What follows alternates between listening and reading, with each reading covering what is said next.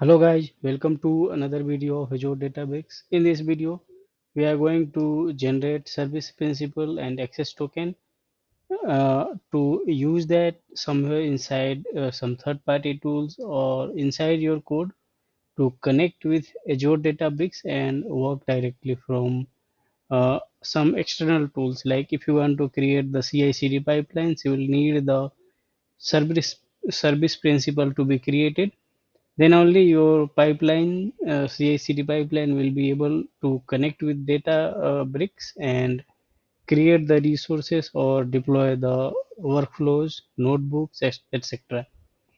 Okay, so we'll be seeing that today. Before we create the CI/CD pipelines in upcoming videos, we'll be creating first the service principal and access token, so that uh, in next video or maybe after that we'll be able to create the CI/CD pipeline using that. Okay, so let's begin the video. Here I am in Databricks service, and this is the portal, Databricks portal, and this is my application. You need one app registration in your Microsoft Entra ID to connect that with your Databricks. Okay, for the service principal. You can create one by yourself or you can use the existing app registration if you have. Okay, so this is the one working for me. I'll be using this. All other are expired. So let's use this one. This is my app registration. You'll need this client ID to be inserted inside your Databricks. Let's go to the Databricks here. If you log in for the first time, you will be getting this screen. From here you just click on this button at the top. Here, from here you can go to setting.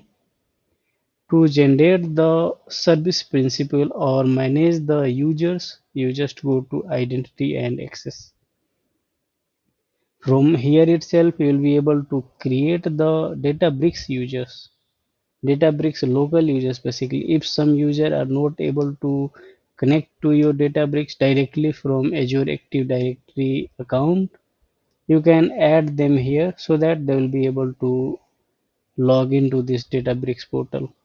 Okay, and if you go back here and click on this group, generally you can create multiple groups as well, but by default we have two groups inside Databricks. One is admins and one is users.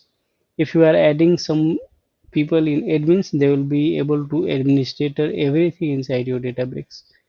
Okay, and if you are just adding them inside users, they will be able to use the resources inside the Databricks. Okay, we have seen users and groups. Now let's go to the important one, which we are just discussed about, the service principal. Okay, if you click on that, you can see we have no service principal at the moment. If you have to automate something either with CI/CD pipelines, or if you need to connect your Databricks in automation, like to run the jobs, to create the applications, or for any kind of automation, you will need this service principal inside your Databricks created. Okay, so let's go ahead and click on this add service principal. Here you can use any existing service principal if you have. If not, you can click on add new and you will be able to create the service principal. Okay, uh, here you will be able to create two types of service principal. One is Databricks managed and another one is Microsoft Entra ID managed. If you are creating Databricks managed, Databricks will create one service principal for you, and this will be managed here inside the Databricks portal. Okay, so let's create one service connection.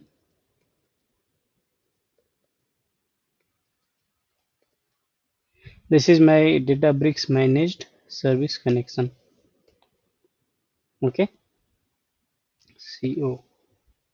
Uh, let's click on add.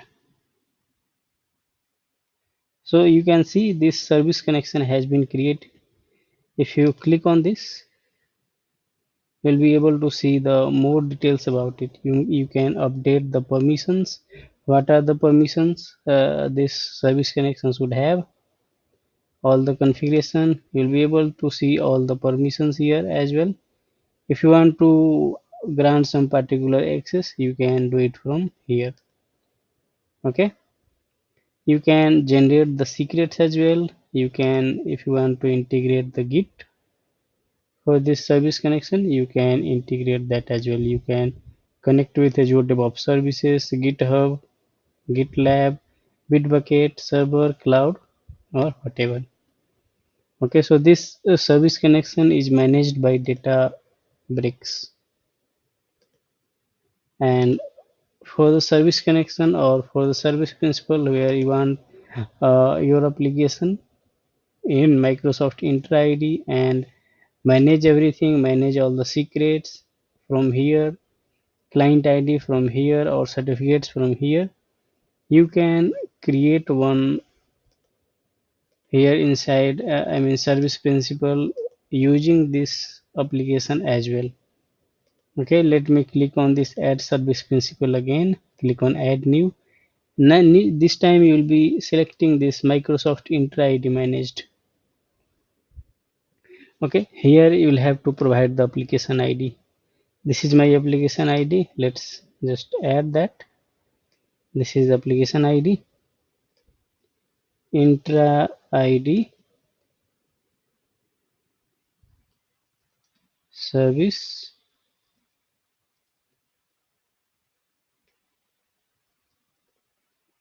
So this service connection or this service principal, just type the name as service principal. We are creating it is connected with this application from the Microsoft Intra ID.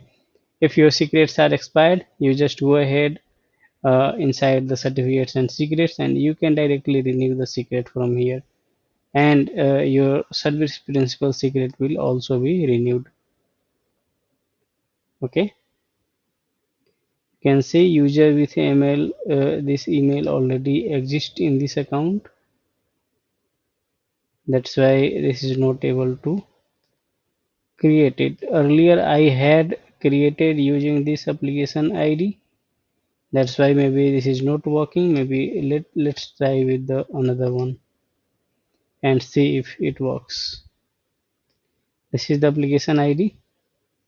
Let me add it again. Click on add new Databricks Intra ID managed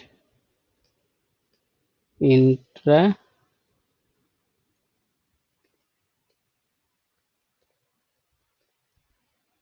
ID principal. Let's add it. Now you can see this Intra ID service principal has been created inside this Databricks. Now you will be able to use this client ID, application ID to directly communicate with your Databricks. If you are using or creating pipeline, you can use this client ID to log in to this Databricks and your pipeline will work smoothly. Okay, from here in configurations you can manage the permissions. Here from here you can grant the access. Okay, you can generate the secrets as well as you can integrate the Git. All other things are same except from the Intra ID application which we have integrated inside this service principal. Okay, so this is how we generate the service principal. The next thing is access token. Okay, if you have to or if you have or if you need the access token for your Databricks to be used somewhere else like Azure Data Factory, so that that application or that third party application will be able to connect using that access token for your Databricks, or your ADF or any other tool will be able to connect to your Databricks using that access token. Okay, to To generate the access token, come here inside users and developers, and if you go down, I think it should be at the top. Let me check that again.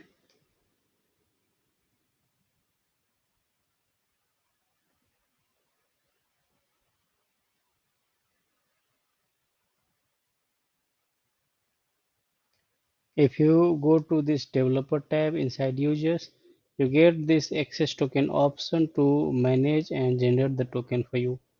Okay, inside this developer tab, open this or click on this managed here in access tokens, and here you just directly get the option to generate the token. You can see personal access tokens can be used for secure authentication to the Databricks API instead of password. Click on generate the new token, add this for you. Suppose you want to use this token for ADF. You can provide some comment, and you can add the lifetime validity of this token.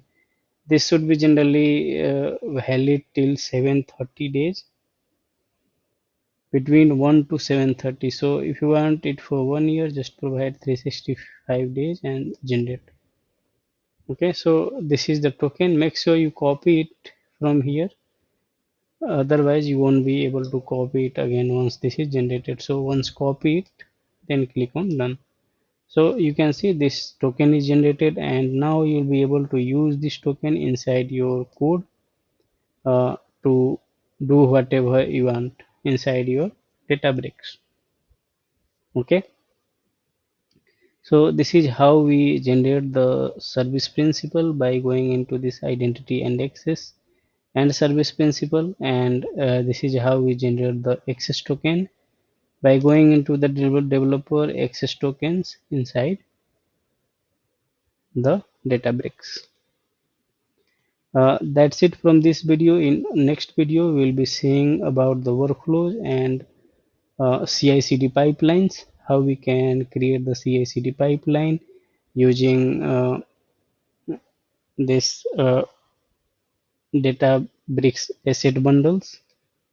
We'll be seeing different approach of CI/CD pipelines as well, like directly deploying the notebooks without the bundles, and we'll be seeing the bundles as well. The best practice is to use bundles for Databricks CI/CD pipeline, and we'll be seeing that in upcoming videos. Okay, that's it from this video. If you liked it, please like and subscribe my channel. If you have any feedback or suggestions, please let me know in the comments. Thanks for watching.